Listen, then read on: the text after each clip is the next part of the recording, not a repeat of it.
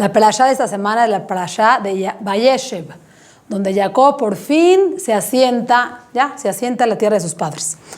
En esta perashá empieza la historia de Yosef. Yosef, como sabemos, era el hijo predilecto de Jacob. ¿Por qué? Porque era el hijo mayor que tuvo con su amada esposa Rachel, a la cual él prefería, y Rachel había muerto en el camino. Entonces tenía un vínculo muy especial Jacob con Yosef, con él estudiaba Torah, y era muy evidente además la preferencia que tenía Jacob por su hijo Yosef. Esto generaba en Yosef también, él era un jovencito, sus hermanos eran mayores que él, todos, excepto su hermanito Benjamín. Entonces, eso le daba como aires de grandeza a Yosef y le permitía algo que no hacía bien, no correcto. Iba con su papá y acusaba a sus hermanos. Papá, mis hermanos no están haciendo cosas correctas, mis hermanos están haciendo eso. Y esto obviamente creaba mucha enemistad entre los hermanos de Yosef con Yosef. O sea, uno es el consentido, evidentemente, y dos, además, es un acusón.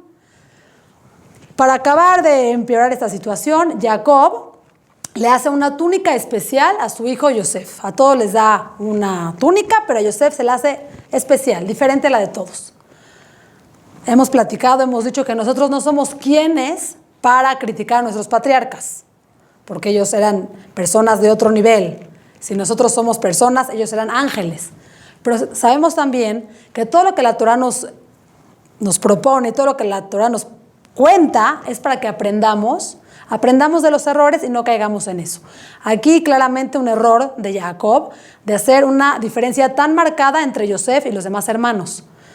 Dice los Jamim, nunca tenemos que caer en ese error nosotros. Tenemos que aprender de nuestro patriarca Jacob, porque ese error costó muy caro.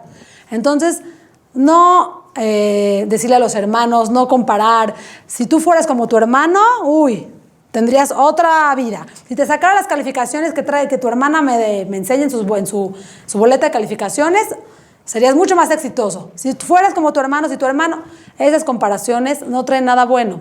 Pueden crear cicatrices muy profundas en la relación entre hermanos, difícil de sanar. Entonces, Yosef, de pronto un día, un muchachito de 17 años, tiene un sueño y se los quiere platicar a sus hermanos. Les dice, vengan hermanos, escuchen el sueño que tuve. ¿Por qué les dijo, escuchen el sueño que tuve? ¿Qué pasa con los sueños? Sepamos, esta perashá la que sigue es la perashá de los sueños. Los sueños siempre nos perturban. Cuando soñamos algo, queremos dar una interpretación y queremos saber qué será, qué me quiere decir Dios. Sepamos que en esta época en la que vivimos, los sueños no son como en esas épocas. No tenemos sueños proféticos. Normalmente lo que soñamos es por todo lo que vivimos, escuchamos o pensamos durante el día. Entonces, en la noche, nuestro subconsciente de pronto lo saca, pero no es de que tienen un significado especial. Hay que tener mucho cuidado porque luego nos angustia mucho ese tema. Pero sí, dice los Jajamim, que un sueño sin interpretar es como una carta sin abrir. Es decir, un sueño que aún no ha sido interpretado no tiene ningún significado. Pero aún en esta época, un sueño que nos interpretan de manera negativa sí puede tener un efecto negativo. ¿Por qué? Porque a nosotros nos afecta al escuchar la interpretación. Nos sentimos que eso es lo que va a pasar. Entonces le damos fuerza a ese sueño. Entonces es muy importante no aferrarnos a los sueños y entender que normalmente no tienen ningún significado. Y si se lo vamos a platicar a alguien, que sea una persona positiva, una persona que nos quiera, una persona que siempre le pueda dar un significado para bien.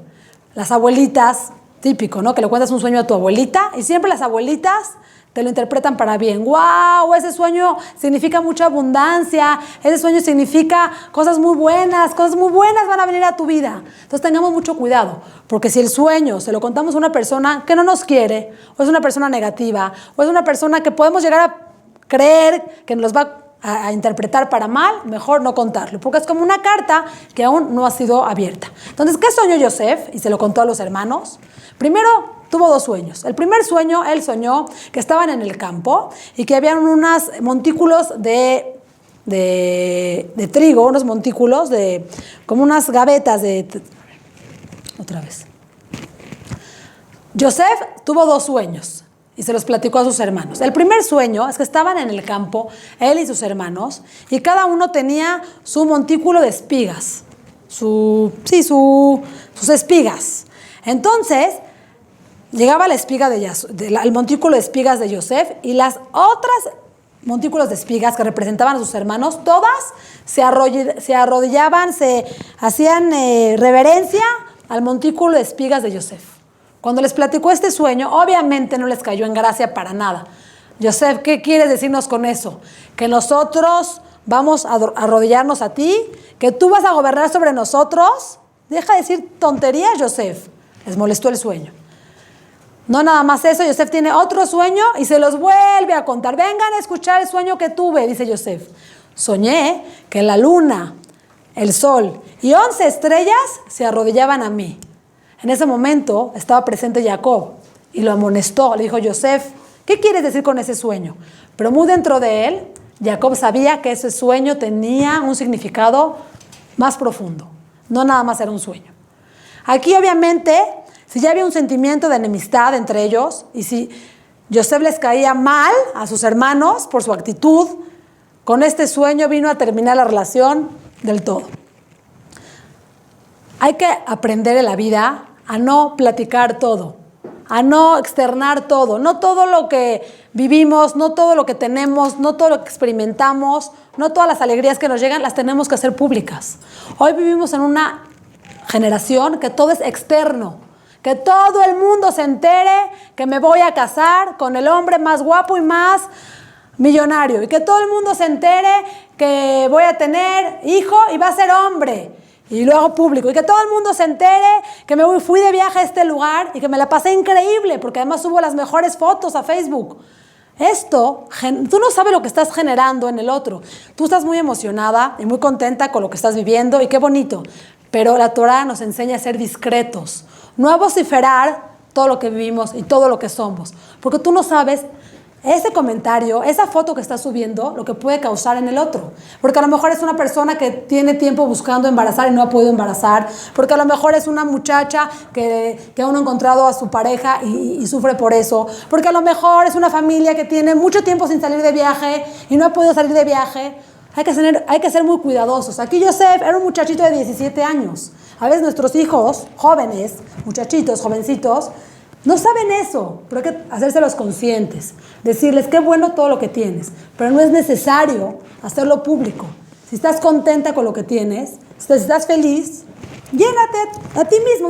Dice una vez, escuché esto, una cupá donde metemos las moneditas de tzedaká. ¿Cómo te das cuenta cuando una cupá está llena o cuando una cupá está vacía? ¿Cómo te das cuenta? Bueno, la cargas y si está pesada, pues quiere decir que tiene dinero adentro. Pero hay algo que una vez escuché que me fascinó. Cuando una cupá está llena, aunque la agites, casi no suena. Está tan llena que no suena. Cuando una cupá tiene 2 o 3 moneditas adentro y la agitas, hace un escándalo total.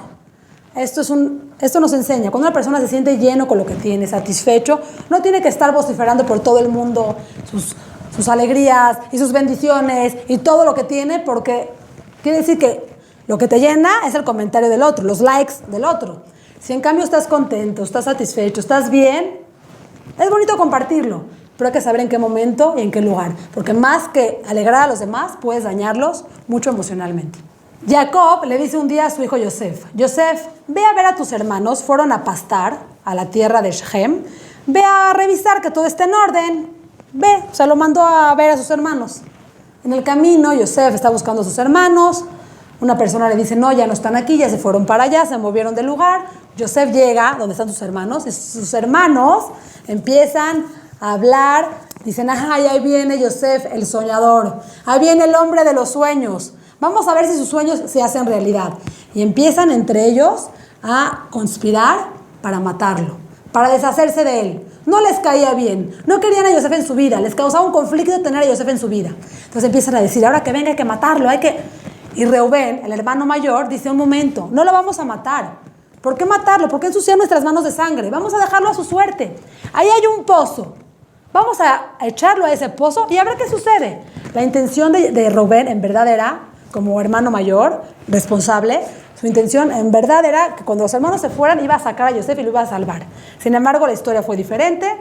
Dice Rubén, en ese pozo está vacío. ¿Cómo vacío? Un pozo vacío.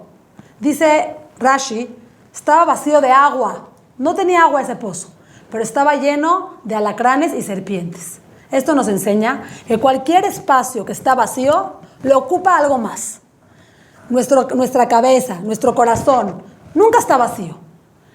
Si no lo llenamos de pensamientos positivos, de sentimientos positivos, de cosas que construyan, van a llegar a nuestra cabeza, a nuestro corazón, sentimientos destructivos. Así como en ese pozo no había agua, pero que sí había serpientes y alacranes. Entonces, seamos cuidadosos de llenar, porque no hay espacio vacío, no existe. Entonces, llenemos todos los espacios de nuestra vida con cosas positivas, con cosas que nos hagan crecer, con cosas que nos llenen de fe, con cosas que podamos transmitir a los demás, que podamos también dar a los demás. Siempre busquemos lo positivo, llenar de bueno, porque si no, se va a llenar de malo. De pronto los hermanos ven, ya habían arrojado a Yosef al pozo, y ven que viene una caravana, estaban en el desierto, o sea, de una caravana de comerciantes de Ismaelim, que comerciaban de un lugar a otro, y se les ocurrió la gran idea de vender a su hermano a esa caravana.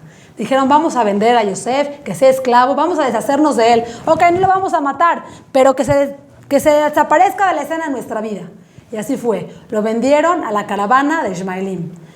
Normalmente estas personas comerciaban entre ellos productos que tienen un olor desagradable. Gasolina, nafta, petróleo, olor feo. Pero esta caravana en especial, a la que sus hermanos de Yosef lo arrojaron, cuando Yosef, imagínense qué sentimiento. Él creía que sus hermanos, no creía, estaba seguro que sus hermanos no lo querían. A lo mejor pudo llegar a pensar que su papá era parte de todo este plan, porque su papá lo mandó a revisar cómo estaban sus hermanos. Lo arroja, no tiene mamá, no tiene destino, se siente odiado. Y de pronto están en este lugar, en esta caravana de gente extraña que no sabe cuál va a ser su paradero. De repente él empieza a oler rico. Huele bonito, huele a especies, huele a perfumes. Justamente esa caravana que tomó a Yosef no estaba comerciando en ese momento con productos que tenían un mal olor. Yosef en ese momento, nos dice la Torá, percibió la presencia divina. Entendió, Hashem no me está abandonando. Estoy pasando por un momento difícil, sí, pero siento a Dios aquí, porque me está acompañando Dios, porque Dios me está diciendo, aquí estoy contigo, porque huele rico, podría estar peor. Entonces, esto de sentir aquí este olor me hace sentir que Dios está conmigo y que Dios me va a acompañar en este proceso que viene, que no sé qué viene. Los hermanos deciden vender a Yosef a unos comerciantes que estaban pasando por el desierto en ese momento, que normalmente estas personas venden productos que tienen un mal olor. Venden petróleo, venden gasolina, nafta. Entonces lo venden, pero algo muy peculiar pasó. Imagínense el sentimiento de Yosef. Sentir que es odiado por sus hermanos. Que probablemente su papá es parte de este plan, porque su papá lo mandó a checar a sus hermanos. Entonces capaz de que el papá lo mandó para que se deshagan de él también. Su mamá no vive. Un jovencito de 17 años, con todos estos sentimientos, se sentía abandonado, se sentía perdido, pero cuando entra en esa carreta, empieza a oler bien. Huele a perfume, huele a esencias, huele delicioso. Cuando normalmente estas personas comercian con productos de un mal olor. En ese momento, Yosef percibió la presencia divina. Yosef dijo, Hashem está conmigo. Esto es una señal de que Hashem me acompaña y me va a acompañar en todo este proceso. Entonces, Yosef se sintió acompañado. Eso tenemos que vivirlo nosotros en cada momento de nuestra vida. Hay que buscar a Hashem. Hashem está escondido. Vivimos en una época de Ester Panim. La presencia de Dios no se ve los milagros abiertos en cada momento. Es nuestra obligación estar buscando a Dios en cada momento de nuestra vida y decir, aquí está Hashem. Esto quiere decir, es una buena señal, Él me acompaña, Él está conmigo. Tenemos que estar nosotros y así educar a nuestros hijos a ver en cada situación de la vida su ashgaha pratit, su supervisión personal. Hashem está con nosotros y nosotros tenemos que aprender a buscarlo y a encontrarlo y decir, Él aquí está, Él me acompaña. Esa es una señal dentro de todo este panorama negro de que Él está y me va a salvar y me va a ayudar a salir de la mejor manera de cada situación que vivimos en la vida. Entonces los hermanos dicen, ¿qué vamos a decirle a papá? No, ahora hay que enfrentar a papá. Papá ama a Yosef. Pues deciden que la túnica, porque cuando lo arrojaron a esta caravana de Ismaelim, le quitaron su túnica. Entonces a esa túnica la ensuciaron de sangre, mataron a un animalito, la ensuciaron de sangre y se la mandaron al papá, a Jacob, para que Jacob reconozca. Cuando se le enseñan a Jacob, Jacob sufre enormemente, dice, a mi hijo Yosef se lo ha devorado una bestia salvaje. Y Jacob sufrió, y dice la Torá que Jacob nunca se consoló. Nunca se consoló de esta pérdida. ¿Por qué? Porque en realidad Yosef nunca había muerto. No estaba muerto Yosef, por eso el consuelo no llegó. Hay que saber que nunca sepamos, pero es la ley de la vida. Cuando tenemos una pérdida, lo aleino de un ser querido, que sepamos que Hashem es el que se encarga de mandar el consuelo. Nuestros periodos de duelo son muy sabios. Y tenemos la semana, tenemos el mes, tenemos el año. Pero lo normal, lo natural, aunque es algo muy duro y algo muy doloroso, Hashem se encarga de que el consuelo tarde o temprano llegue y que la herida sane. Tal vez no por completo y tarde en sanar, pero no va a ser el mismo dolor que en el momento de la muerte. Entonces, aquí Hashem no había mandado el consuelo porque obviamente no había muerto Yosef, entonces por eso Jacob se sentía triste. Y está escrito que la presencia divina se apartó de él. Dejó de tener profecía Jacob. Cuando una persona vive triste, cuando una persona no se siente contenta, no se siente alegre, la presencia divina se aleja. Hay que siempre buscar estar bien, estar emocionalmente. Se vale estar tristes de repente. Somos seres humanos, se vale. Pero que eso no sea nuestra rutina de vida. Siempre hay que tratar de conectarnos con cosas que nos traigan alegría, que nos traigan emuná, que nos traigan paz. Para de esa manera estar conectados con la presencia de Akadosh Baruj Hu. Yosef es vendido de esta caravana a otra caravana. El pobre Yosef era como una mercancía, era vendido de una persona a otra hasta que de pronto es vendido ¿a quién? A Potifar, que era un sirviente muy importante del faraón, un servidor público de gran rango, es vendido ahí. Cuando llega Yosef ahí, se da cuenta Potifar, él era el jefe de los matarifes, el jefe, haz de cuenta, de los shohatim, de los que le partía la carne al faraón. Pero ¿de qué se da cuenta Potifar? Que Yosef tiene una gracia muy especial, que Yosef tiene la palabra de Dios siempre en su boca, que Yosef tiene la compañía de Dios con él, que es una persona optimista, es una persona que todo lo que toca se convierte en oro. Entonces, se da cuenta de todas esas virtudes que tiene Yosef y decide ponerlo como su mano derecha, como dueño de su casa. Le dice, tú tienes mandato, eres dueño sobre toda mi casa, porque he visto que eres una persona que tienes la presencia divina contigo. Confío en él al 100%. Pero aquí hubo un problema muy grande. Yosef era muy guapo. Yosef además tenía un gen, una gracia impresionante. Y a la esposa de Potifar le gustó Yosef. Se le hizo guapo, le gustó el muchacho. Entonces quería estar con él. Y lo buscaba, y le decía, y lo motivaba, y lo incitaba. Yosef, yo quiero estar contigo. Yosef, tú y yo tenemos que estar juntos.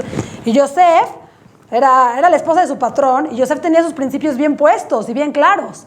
Y se le negaba, y se le negaba.